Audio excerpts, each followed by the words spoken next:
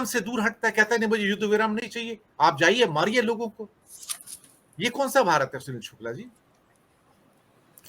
धन्यवाद दिनेश जी।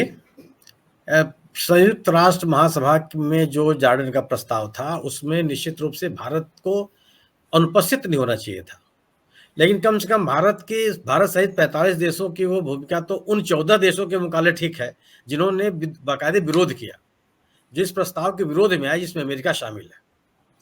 और इस पूरे घटनाक्रम में यह भी देखा जाना चाहिए कि अमेरिका के तमाम समर्थक देशों ने उसका साथ छोड़ दिया।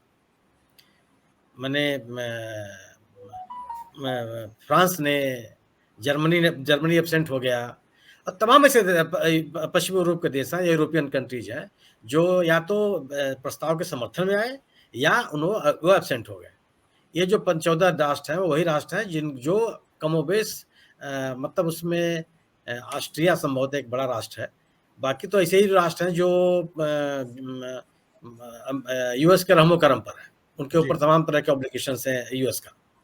तो यूएस का भी इसमें बहुत बड़ी एक राजनीतिक पराजय हुई कि उसके तमाम जो अंतर्राष्ट्रीय समर्थक हैं उन्होंने इस मुद्दे पर उनका साथ छोड़ दिया। यहाँ तक कि यूएस को अपने देश में भी तमाम तरह की असुविधाओं का सामना करना पड़ रहा है। तमाम वामपंथी प्रगतिशील और लोग जो इस पूरे युद्ध के खिलाफ हैं और अमेरिका की भूमिका के खिलाफ है, और यूएस का राष्ट्रपति पहली बार अपने देशवासियों को युद्ध के का महत्व समझाता हुआ नजर आ रहा है। तो बहुत चिंताजनक स्थिति है ये देश जो अपने आप को लोकतंत्र का समर्थक मानते हैं, लोकतांत्रिक आंदोलनों के पक्ष में खड़े होने का दावा करते हैं, मानवता और मानवाधिकारों के समर्थन की बात करते हैं, इसके नाम पर तमाम देशों में हस्तक्षेप करते रहे हैं, वह युद्ध के विरोध में खड़े हैं, युद्ध के समर्थन में खड़े हैं, युद्ध विराम के खिलाफ खड़े हैं। यह जो भारत की भूमिका रही, ये सही आपने ये कहा कि भारत से उम्मीद नहीं की जाती। उन 45 राष्ट्रों में, हालांकि बड़े जर्मनी जैसा बड़ा राष्ट्र भी है जो एब्सेंट हुआ, लेकिन भारत की भूमिका एक अलग है। भारत का एक नैतिक ताकत है, और हम पूरे दक्षिण पूर्व पश्चिम एशिया के मामलों में हमारी एक अलग तरह की नीति रही है। हम कभी भी औपनिवेशिक ताकतों के साथ नहीं रहे, साम्राज्यवादी ताकतों के साथ नहीं रहे, दूसरे देशों में घुसपैठ करने वाले ताकतों के साथ नहीं रहे। ये बिल्कुल सही है कि हमास के साथ नहीं खड़ा हुआ जा, हमास की गतिविधियों के साथ नहीं खड़ा हुआ जा सकता।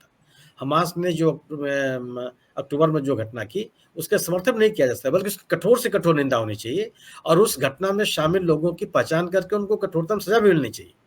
लेकिन इसके नाम पर जो निरपराध अबोध नवजात शिशुओं की हत्या है, माताओं की हत्या है, ये कहीं से भी स्वीकार नहीं किया सकता। और किसी भी समर्थवान देश को, किसी भी एक संप्रभु राष्ट्र को जो अपने आप को लोकतांत्रिक कहता है, मानवीय मूल्यों का पक्षधर कहता है, उसको तो कतई इसके पक्ष में नहीं खड़ा होना चाहिए।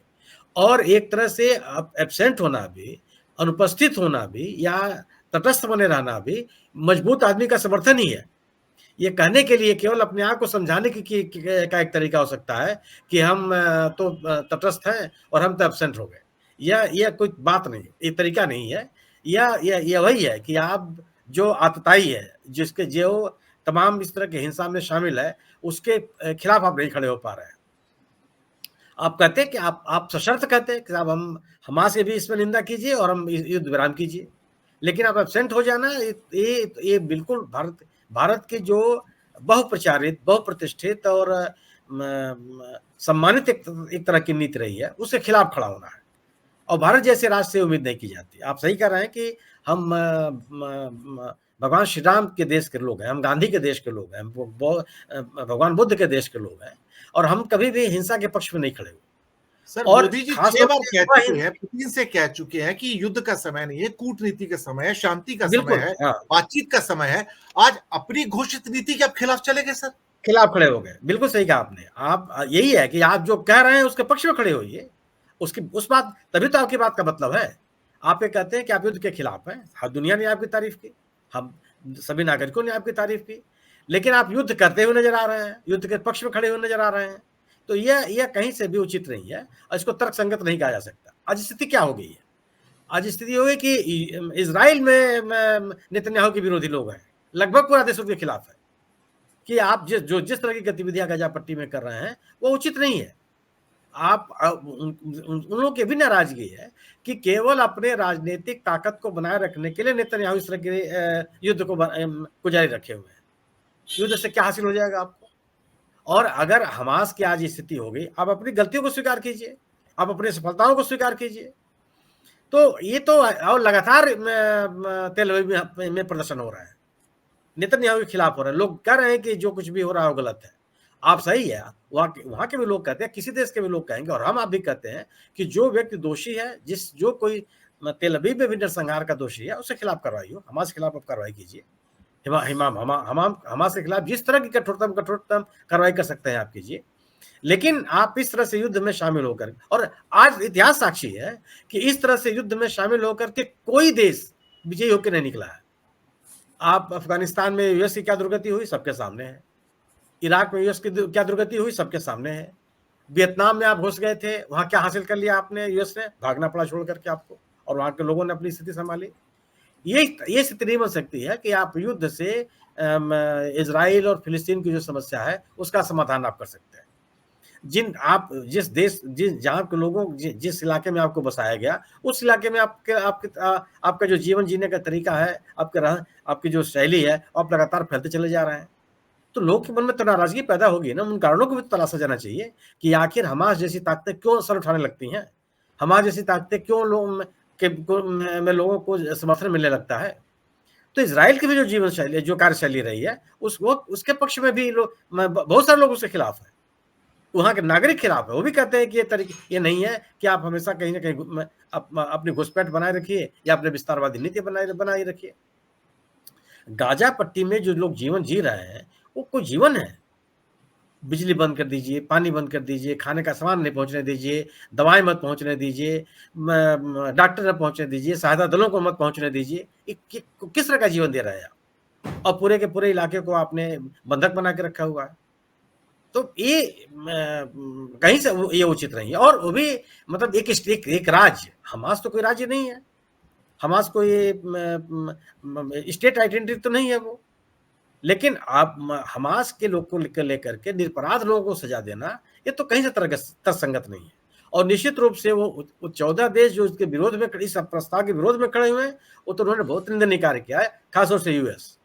और इसीलिए यूएस में आज जो बाइडेन की खिलाफत हो रही है। जो बाइडेन अगर ये सोचते हो कि दक्षिणपंथी ताकतों के समर्थन से सत्ता में रहेंगे, तो उनकी भूल है, ये संभव नहीं है कहीं। क्योंकि दक्षिण पंथ में विश्वास करने वाले लोगों की तादाद बहुत कम होती है, खासतौर से लोकतांत्रिक देशों में। लेकिन भारत ने जो रवैया अपनाया, यह हमारे मान्य परंपराओं के अनुकूल नहीं है। भारत के द्वारा घोषित जो इस पे अपना वक्तव्य है, उसके भी अनुकूल नहीं है। और भारत जैसे देश से दुनिया के तमाम देश जो अविकसित हैं, जो साम्राज्यवादी ताकतों से अपना संघर्ष कर रहा है, वो अपने आप को आर्थिक और राजनीतिक रूप से मुक्त करना चाहते हैं, उनको निराशा हाथ लगेगी कि भारत से हम उम्मीद करते हैं कि इस तरह के मौकों पर, इस तरह की जटिल स्थितियों में वह एक कठोर निर्णय लेगा और कम से कम लोकतांत्रिक मूल्यों के साथ खड़ा होगा और मानवाधिकार के साथ खड़ा होगा। अगर आप युद्ध के खिलाफ नहीं खड़े हैं तो आप युद्ध के पक्ष में खड़े हैं। हालांकि तर्कशास्त्र के हिसाब से ऐसा नहीं होता, लेकिन ये जरूर है कि एक जटिल स्थिति में, एक बहुत ही ऐसी स्थिति में जहाँ पे मानवता दांव पे हो, वहां पर तो एक साफ स्टैंड लेने की आवश्यकता होती है कि नहीं, युद्ध बंद होना चाहिए, किसी भी कीमत बंद होना चाहिए। कौन दोषी है, कौन दोषी नहीं है, किसके खिलाफ कौन सी सजा होगी, कौन सा दंड दिया जाएगा, कौन पीछे हटेगा, कौन आगे बढ़ेगा, ये बैठ करके इसको तय किया जा सकता है। लेकिन निरपराध लोगों की हत्या, इस तरह से युद्ध का जारी रहना इतने दिन हो गए, ये कहीं से भी उचित नहीं है। और कोई भी व्यक्ति जो मानवाधिकार का समर्थक है और लोगों के गुणवत्तापूर्ण जीवन का समर्थक है, वह भारत के इस निर्णय का समर्थन नहीं कर सकता। हमारे जैसे लोगों को निराशा हुई है। जी।